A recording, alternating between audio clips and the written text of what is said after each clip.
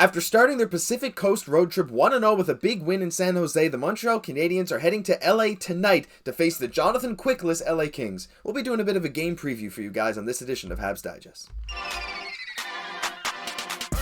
Hello, bonjour, ahoy, and welcome to today's game preview edition / news edition of Habs Digest. I'm your host, Josh Gosse, alongside my co-host, Jesse Poirier. And really quick, before we get into the video, just as always, a reminder to sub. We're almost at 5,000 subs. We're approaching 4,200 now. 5,000 is a big goal, halfway to 10K, and we hope you guys can help us out with that.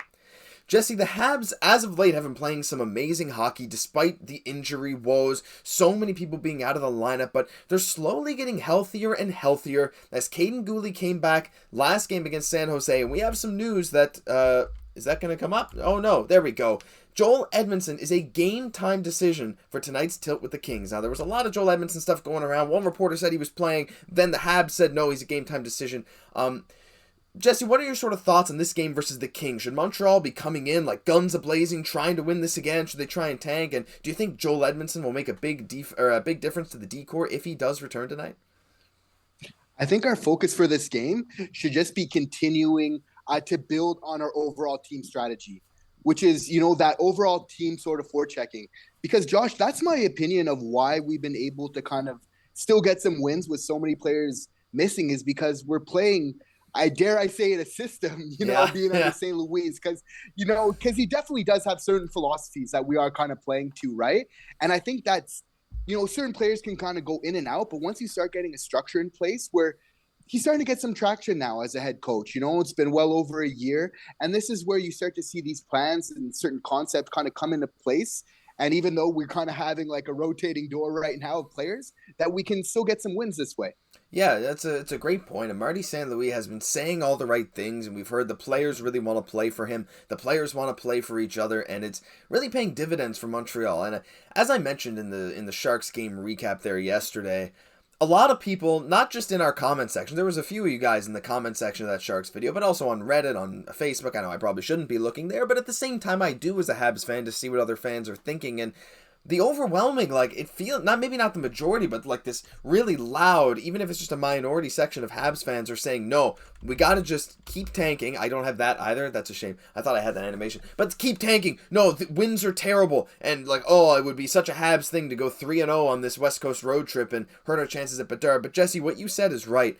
If the Habs can focus on their team strategies, and if they can consistently somehow win games with rosters like we've seen for the past few weeks with a number of usual AHL guys, that just bodes really well for the team confidence and the team chemistry for the future, does it not?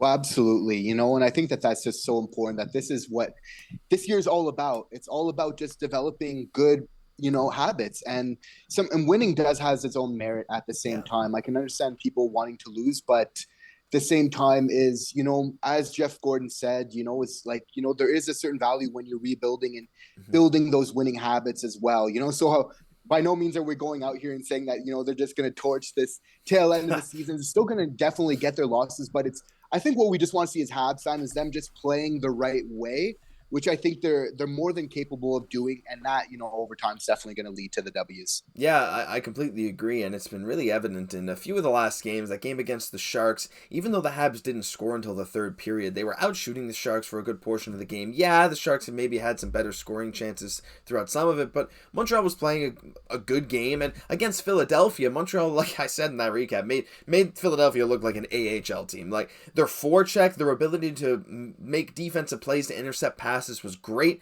Now, this team like LA tonight, though, I don't know if Jonas Korpisalo was going to be there in time to play. I assume he might be, since him and Gavrikov were traded over from the Blue Jackets for Jonathan Quick and some draft capital.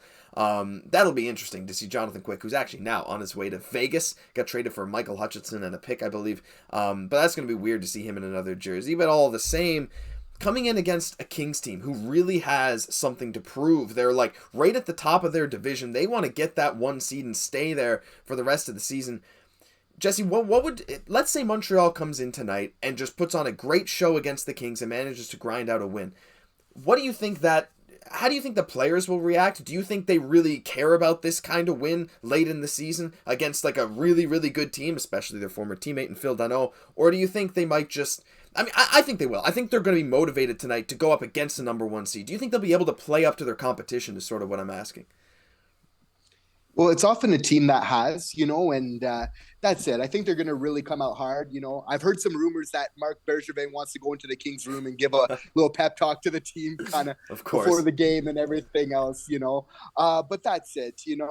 I think that, it's really looking up that because I feel like we're playing so well with such a depleted roster. And I think once you get these guys back from injury and we really start kind of going, on the kind of concepts that Marty St. Louis, who, by the way, is just a straight up hockey genius. Yeah. Once we kind of get our good players back, it's like, I don't think that losing is the end of the world. We're going to get a great draft pick. In fact, we're going to get 2 great draft picks here, but we're forgetting about a lot of the great prospects that we have already. I think we're doing great. We're going to add a couple more.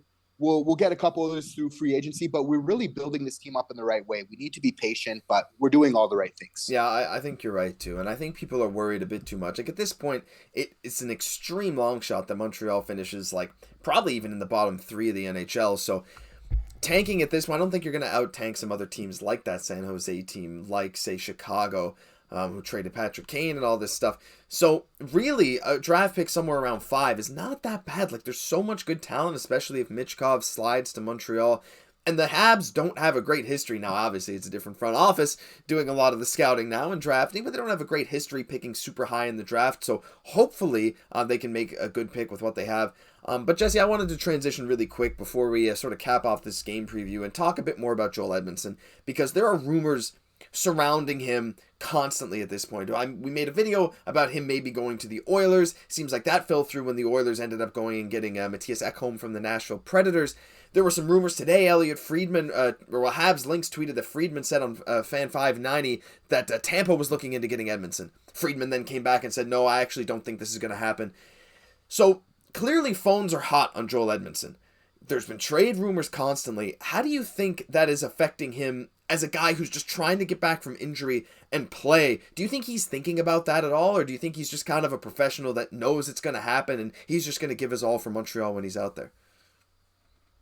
He's a professional, and I think that it's not his first rodeo. He's a cup winner. He's been around a couple different teams, so not his first trade deadline. He knows how to handle himself. But it's interesting. We're getting down to the wire here now, really, and yeah. You gotta wonder if the Habs are gonna kind of pull the trigger on a couple more moves. Do you think they're going to do anything more before this trade deadline is over? God, I hope so. I mean, like, I saw some memes saying the Habs are just watching every other team do like these. This is one of the most crazy trade deadlines in the last at least number of years. Every team's making crazy moves. Toronto is doing. Kyle Dubas is constantly on 3 phones at once.